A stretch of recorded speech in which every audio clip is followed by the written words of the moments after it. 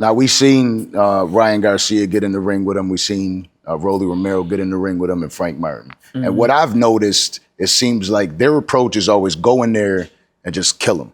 And I believe that, because I've spoken to Rolly, their approach is, we're dehydrated.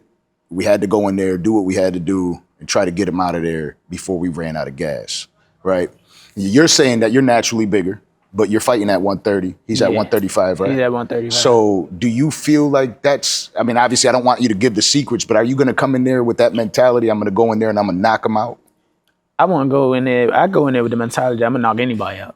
I say that time and time again. I'm trying to knock any and everybody out. I don't give a who they are. So that's just always there. But I'm always prepared to go 12 rounds. I'm always prepared strategically, physically, mentally, whatever the case may be, to go 12 rounds. So I'm going to be ready for that. But if the knockout presents itself, then of course I'm going to take it. Now, that's what he's known as, right? Like, he's power puncher. Yeah. In damn near every clip and everything you see, it's, Gervonta's power, Gervonta's hands. You know what I mean? Like, when he hits you, nobody knows until it comes. You've already felt the power. Is there a part of you knowing, like all the lights right now are shining on you? Do you have that, like, because we're approaching fight night. Mm-hmm. Do you have any butterfly feeling or nervous feeling coming in here? Not like that. It's natural to be nervous, like natural nervous energy. That's how it's supposed to be. If you ain't nervous, I don't know, it might be an alien or some shit. Like it's just natural. But it ain't intimidating. It ain't I'm here. This is where I'm supposed, like I said, this is where I'm supposed to be at. This is my time, this is my moment, whatever it can be. And that's every time, not just now, but every time. So I'm used to it.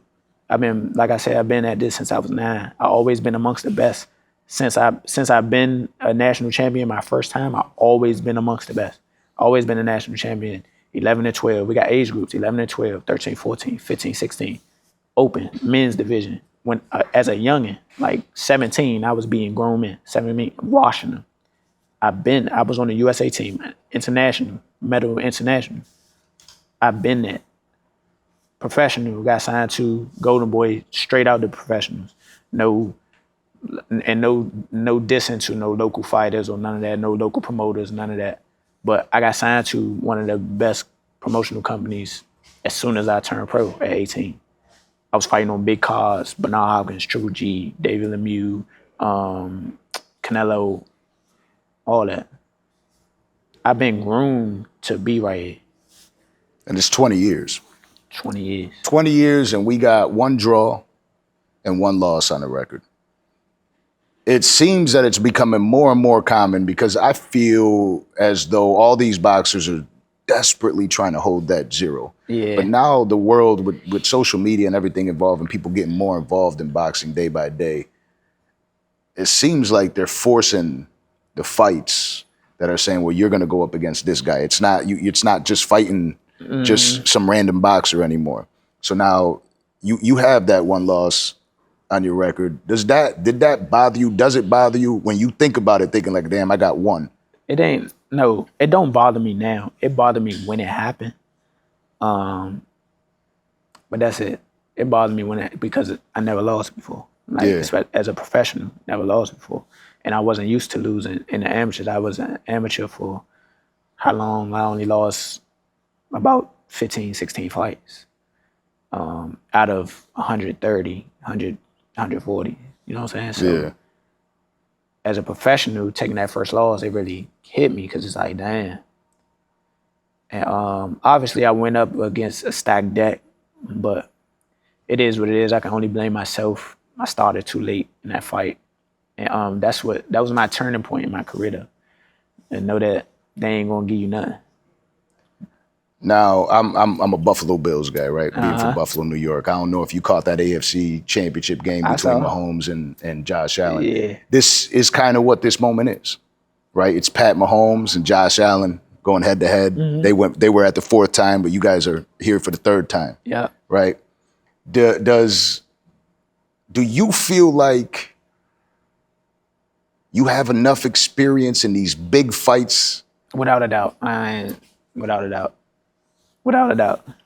Yeah, I'm a dog. I mean, they know, the other side know. That's like, you can ask them yourself. It ain't no like just trying to back his play with making me seem like I'm something that I don't care about what other people think because they not in here. They not in here. And most of them don't know shit about boxing anyway. So facts. they only know what they see or what's more popular. So that's what they go off and run off. So the experience is there. The experience is definitely there. I mean, I'm an 11-time national champion as an amateur. International bronze medalist. I fought for my first world title when I was 24 years old, and I lost a close fight. A close fight that I almost knocked him out in the 11th round. Whatever case may be, it's old. Yeah. Then I came back and ramped it up and beat the shit out of the one that Tank had a fight with. That you could see the whole style was different. When he was in there with Tank, it was just like, you know what I'm saying? Like he was, now don't get me wrong, Tank knocked the shit out of him, but like he like knocked his eyes loose or whatever the case may be. But he was punching him. He was in there, like he was really in the pocket, confident for real, which actually surprised me. But when he fought me, he couldn't do shit, couldn't do nothing. So, you know what I'm saying? Like, and I was the underdog in that fight. By the way, we spanked the sports bet, the sports bet too. Spanked them that night. And trust me, March 1st, we're gonna do the same thing. I've been here before. Yeah. Now, I could tell by the way you speak about him right now. Now, the world knows, the boxing world knows that you two have a friendship. Yeah. Right? I could tell by speaking to you that you have your respect for him. Do you throw that all away the night of the fight? 100%. Or is it thrown away now? It's cool, man. He cool. He cool.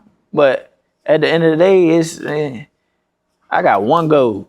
It's only gonna be one winner. That's gonna be me.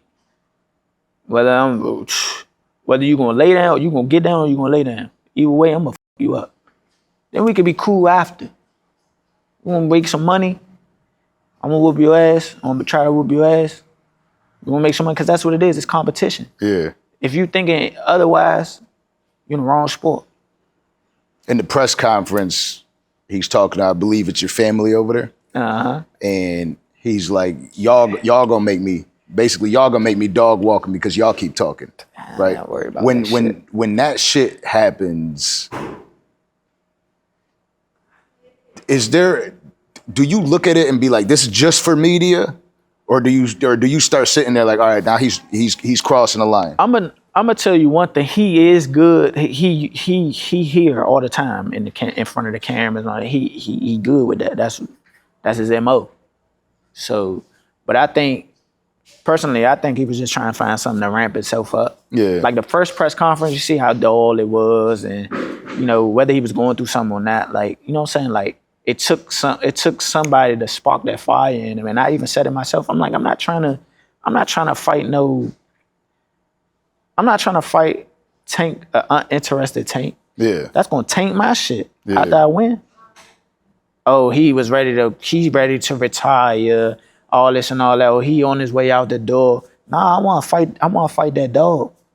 I wanna fight that dog. The dog that I know that he is. I'm not trying to take nothing. I don't want nothing to be taken away from him because that's gonna take away from my victory. So yeah, that's cool. Whatever the case may be, whatever you gotta do to pump yourself up, that's whatever. Even at the end of the press conference, the first press conference, I was like, that's the fire right there. That's what I told him. I said, yo, that's what I like. That's that fire right there. So the second press conference, he was getting a little ant. He was getting a little ant, but it's just like, all right, he talking to some real. Don't forget you in DC. Yeah. Like, don't forget you in DC. Yeah. So, but it's cool. Like, you know what I'm saying? Like I said, it's mutual respect. It's mutual respect. I like, you know what I'm saying? It is what it is. It's boxing. At the end of the day, right there, that's boxing. trash talk, woo de woo, blah blah blah. That's boxing. Talks about canceling the fight, smoking weed before the fight. When you see this going on, are you like, is that just he's playing the game? Man, that shit don't got nothing to do with me. Yeah. I already know, like, you know, some people, like, you know what you're dealing with. Like, Yeah. I know what I'm dealing with, and it's in the lead up to this fight. Like, the fight was never canceled, whatever like, you know what I'm saying? No matter what he put out there, I don't know what was going on, or whatever the case may be, what happened that day. But shit, I don't you know, like, and then people on me talking about something, oh, why you pull out? I didn't say nothing about the fight being canceled. I was in the gym. Yeah. I was in the gym. So, you know, like, I really just blocked that shit out, because at the end of the day, we preparing for the best tank. Yeah. I don't care about if he's slacking or not. I don't care. We preparing for the best tank. Yeah. And if he is slacking, he f***ed up.